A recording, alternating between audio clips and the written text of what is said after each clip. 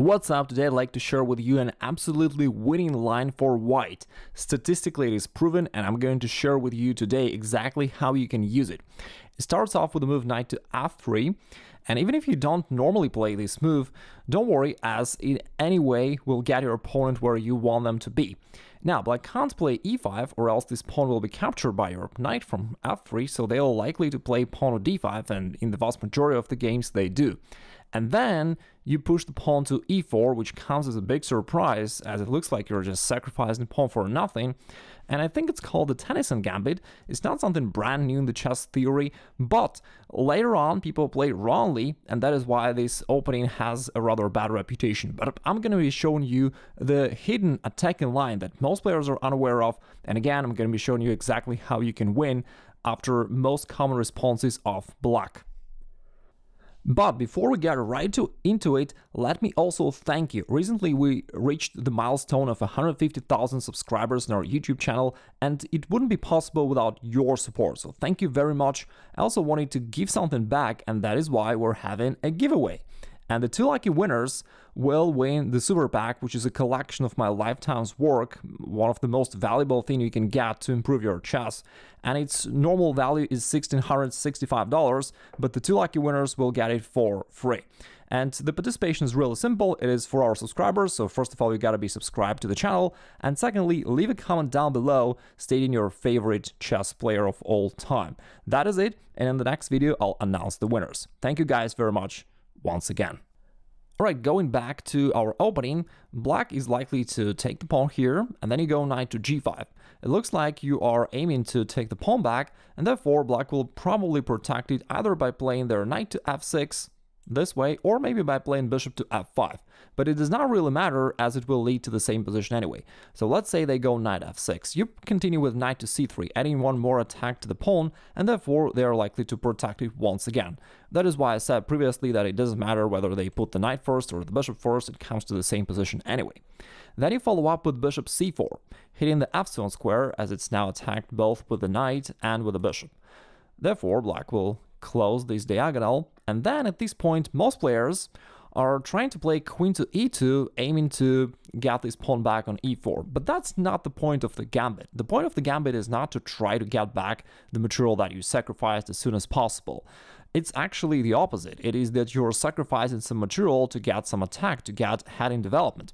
And that is why instead of playing queen to e2, which indeed is not a great move, I suggest that you play pawn to f3. You'll continue to open up the files and bring your pieces into play, and also keep attacking. Now the pawn on e4 has been attacked once more, therefore black will take it right here and you recapture with a queen. It creates two different threats. One of them is obvious, it's queen takes b7, winning the pawn and also attacking the rook there on a8, but there is also an additional hidden threat which the vast majority of your opponents will overlook. Alright, now let's dig something a little bit deeper and see what your opponents will play against you. They play a couple moves. First of all, pawn to h6, trying to drive this knight away. Looks like a good move for black, and it's actually rather a blunder. We'll talk about this in a moment. In addition to h6, they're also playing pawn to c6 to block the line of your queen, and sometimes they're blocking the same line with the knight, playing knight to c6. So these are the three main options they're going to be using against you.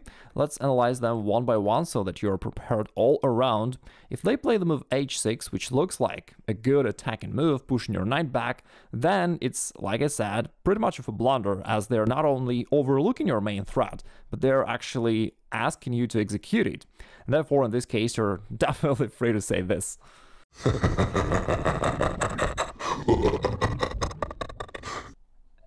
And right after that, you capture the pawn here on f7. This also attacks here the queen as well as the rook, and therefore black will recapture, and then you take queen takes f5. That's the thing that black overlooked, this nice little tactical shot. And thanks to this tactical operation, you managed to, first of all, expose the black's king. Also, they're having this weak pawn on e6, which is already under the massive fire of your queen and bishop. And this light-squared bishop overall, which does not have a counterpart now, becomes an extremely strong piece, which exerts strong pressure, long-term pressure on black's position, and it's gonna be a big problem for black. In addition to that, you can see that you can easily bring your rook to f1, you can either castle or just play rook to f1, and you'll also put up some pressure against the black's king along this line. And because of all these factors, this position is actually already winning for white. You're getting this crushing attack for nothing. You haven't sacrificed anything here, and you're having this crushing attack. Therefore, the blacks move pawn to h6, which we analyzed, previously just a couple of moves ago. Let me go back to this position. So the move h6 is just a blunder. Anyway, a lot of your opponents will actually go for it because they think that it's a good thing to do to push your knight back. So h6 is not an option. Now, let's go next. If not h6, what else can they do? Let's take a look at another common move, pawn to c6, so that you can't take this pawn anymore. They noticed one of your threats, but they're still overlooking your hidden threat. And therefore, you're still going to be executing it. Knight takes f7. Boom. King takes, queen takes f5, and we're getting more or less similar position. It's maybe slightly better, but I'm not sure because it's still losing, actually. So it's hard to compare two losing lines for black and say which one is the worst. Now, you're threatening queen takes c6 with the support of your bishop, and your opponent will need to protect it. Funnily enough, most of your opponents, statistically, according to the database, will put their queen to d6, which is actually another blunder, because now you can jump with your knight to e4. By the way, notice that the pawn is pinned, okay, so that they can never take your queen because the pawn is pinned. So that's something they cannot do. Now, with the move knight to e4, you're attacking the queen, and you're creating this strong threat of knight g5 check, and from there it'll hit the king as well as this pawn once again. So queen d6 is another most popular move in the position, by the way, and it's straight away losing. But even if they don't blunder, let's take a move back here. Even if, let's say, they play queen to d7, which is better, you're still doing the same thing. You're still playing knight to e4, threatening knight g5, check, and attack of the pawn on e6, okay? So knight e4 is still strong. And then if they try to cover, I mean, okay, you're not having a certain force in winning line, but it's just that your position is so dominant and so strong attacking position that you're going to be crushing here really, really easily. You just need to finalize your development a little bit, and after that, all of your forces are going to come together to attack this exposed king on f7. So let's say they play bishop e7, then you just castle, also bringing your rook to this powerful attacking position. Let's say they do something like knight to a6. I'm just showing you an example line. They could do something else, but anyway, their main problem, the weak king, is still there, and you will always be just attacking it. And in this position, you've got another cool killer move, bishop takes h6, destroying the position around black's king completely. Now, if they take it with a pawn, then it weakens the knight on f6. So you take it, and after that, you start attacking the king, and it is game over. Let's take a move back here. If they take it with a rook, then, since you eliminated that pawn from h6, your knight can jump to g5. And you could do this immediately, but even stronger is to take an e6 first, to invite the black's queen to come there, and then knight g5 delivers a fork to the king and a queen. And therefore, here you're winning just as well. You're winning the queen as well as you keep attacking the black's king. So that's another cool attacking line that will happen frequently in your games, and that guarantees your quick win. Of course, there are a couple better options for black though, so make sure that you stay till the end because they don't want you to get in a winning position and then spoiling it because you don't know how to react to one of your opponent's moves. So stay till the end and we'll make sure that you are prepared all around. Another cool thing about this opening line is that you can also use it against the Scandinavian defense because it'll lead to the same position. If you go pawn to e4 first, your opponent goes for the Scandinavian defense. Instead of taking the pawn, you can shock them by the move knight to f3. And it goes to the same position just with a transposition. You're playing e4 first instead of knight f3 first, but it doesn't matter. It goes to the same position anyway. All right, now let's take a look at other options that black has. So still, knight f6, knight c3, attacking the central pawn once again. Black is protecting it. You're going bishop c4. Aiming for this pawn, so they cover it, then you play pawn to f3, you keep playing in a gambit style, and after that queen takes f3. We just analyzed that moves such as pawn to h6 or pawn to c6, they both kind of fail to knight to f7, exposing the black's king, and a better option for black would be to develop their knight to c6. In this case, even though they're still allowing you to take the pawn here, but at least they're bringing one piece into play, which is a good thing to do. But nevertheless, it still kind of overlooks the same thing, knight takes f7. Now, if they take, you then take queen takes f5, and as I said earlier, it's slightly better for black compared to the previous lines, because now they have the move knight d4, which protects the pawn here and also attacks your queen. Therefore, at least temporarily, they managed to somehow push you back. But it doesn't change the overall situation, as you can simply move your queen backwards, and it's also make sure that you're protecting this pawn on c2, or else maybe black will capture it. And nothing really changes. The black's position is still losing here, because they still have all the same problems: an exposed king, the weak pawn on e6, the monstrous bishop here, pressuring all that. And this little thing that just for 1 second they pushed their queen back does not change the overall situation. Anyway, what are they going to do next? They're playing bishop c5 here. Also, they hope that maybe somehow, if you're castle, potentially this bishop can come into play. But you don't have to castle right away. You can play the move knight to, knight to e4 instead. And that would be probably the strongest move for white here. The move has multi-purposes. It attacks here the bishop. It also prepares knight g5 to hit the king as well as the pawn on e6. And therefore black will trade it. Now queen takes.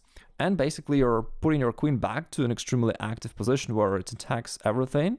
On all these angles, it puts pressure on black. But of course, mostly you're going for their king.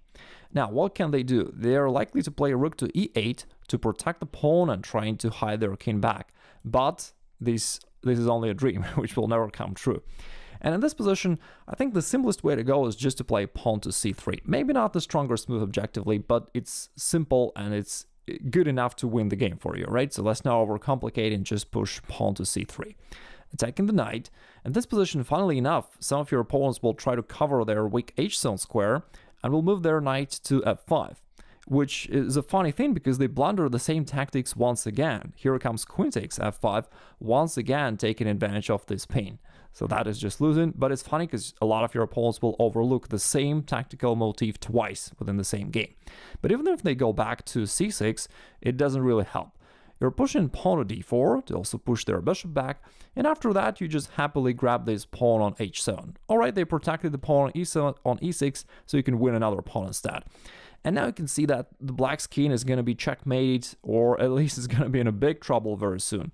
You're going to bring your rook to f1 on the next move, or maybe castle simply, and then this king is going to be checkmated pretty soon. You can also bring your bishop to g5, queen will take this pawn on g7, and yeah, that is just game over.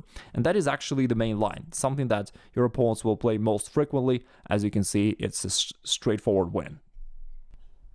And just so that you see that there is no cap here, I'm showing you the real deal. Let's go to the database of games, and here on the right side in the corner you can see the quantity of games played with each move, and therefore the move which is on top is the most played one, alright? So if you play knight f3, d5 by far is the most played move.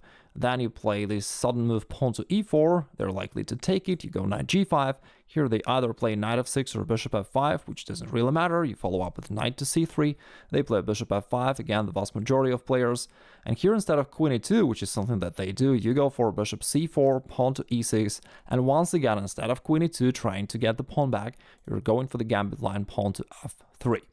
After they take, you recapture with a queen. Here you can see that they play either knight c6, c6 or pawn h6, all the moves that we just analyzed. Either way, let's say we're again going over the main line, just take it here, queen takes f5, they go knight d4, queen d3, bishop c5, exactly the move that we were analyzing, queen takes c4. Here you can see that they are playing either rook to f8 or rook to e8. Both moves are losing similarly, doesn't really matter. So let's say rook e8, pawn to c3, knight c6, d4. As you can see, that's the main line, all right? And all the games are won by white, except for one where they play king e7, but it's nonsense. White could play bishop g5 and win, or queen g7. So as you can see, statistically, you are most guaranteed to win. By the way, guys, if you enjoyed, please give a like to this video. You know, some coaches would charge you heavily to share these gems with you, but I'm giving it away to you for free, so give it a like if you enjoyed it, and let's move on. And to wrap this up, let me also show you the correct way for black to respond here, as of course it can be that white just can win whatever black does. There must be some way for black. And the way for black here is to choose the move knight to c6. As we discussed previously, bringing knight into play is a better option. And after you take here on f7, surprisingly enough, black has some other options, not only to recapture, but most of your opponents will certainly automatically recapture because that looks like the only move available. But they have a couple other moves. An interesting move, knight to d4, which is a counterattack. They're attacking your queen. This doesn't refute the line though, it just helps black to stay in the game. If we just continue the line, you take their queen, they take your queen, and after this exchange, the rook takes d8, let's say you play pawn on d3, and simply leads to an equal endgame position. The material is equal, and position is about equal. I think practically it's even a bit easier to play it as white, as you can bring your bishop here, maybe the knight will come to e4, you can castle queenside, so that is definitely not a reputation, it's just a normal playable position. Alright, now let's take a couple moves back. And here's the strongest way for black. They gotta go knight to c6, and after you take here, instead of taking it with a king, or instead of playing knight d4, they've got another move, queen to d4. But that's a very hard to find move. Computer would show it to you, but a human being would almost never find it unless you're facing a really strong grandmaster. They'll certainly not find a move like that, because it's an extremely high level move and it's certainly counterintuitive. Black is willing to give up this exchange, to give up the rook for the bishop, because they know that since your knight is in the corner of the board, it is likely that they'll be able to capture it sooner or later. So that's the way for black to react. But again, the good news for you here is that it's not that it is completely winning for black. The position still remains to be extremely complex. And objectively speaking, black is doing better, but you know, again, it's going to be a long game, and if you're playing better than your opponent, you can still win. There's nothing completely, you know, bad for you going on here. Anyway, that's the best response for black. And here's the final line here that you gotta know, another attempt for black to refute, but an unsuccessful attempt. Here, when you're going for that, instead of playing knight to f6 or bishop to f5, they can try the move queen to d5, which looks strong at first. Looks like it both protects the pawn as well as attacks your knight, which doesn't have many squares to escape from g5. But here's what you can do. You can play pawn to d3, which attacks the pawn as well as supports the knight, so they can't be captured. And now black thinks to themselves, okay, I can just take it here, so if he decides to trade queens, I'm happy, I'm having an extra pawn. And if they take it with a bishop, then they think, okay, then I got him. I can take this pawn and attack the rook, and it just looks winning for black. But here's the thing. Here you can get him with the move bishop to e4. You're not moving the rook here from the attack. You're playing bishop e4. All of a sudden, it turns out that the queen is almost captured. There is only one square to escape from this attack, which is g4. But after that, after an exchange of queens, you take here the pawn on b7, and on the next move, you're winning the rook. So this is a funny line, because black tried to refute your gambit, but instead, you counter-tricked them, and you won the game anyway. And of course, don't miss out on our giveaway, as you have this rare opportunity to win the super pack worth $1,700, roughly speaking, for free, just by participating in the giveaway. So you need to subscribe to the channel and leave a comment down below, and on the next video, I'll announce the winners. Thank you.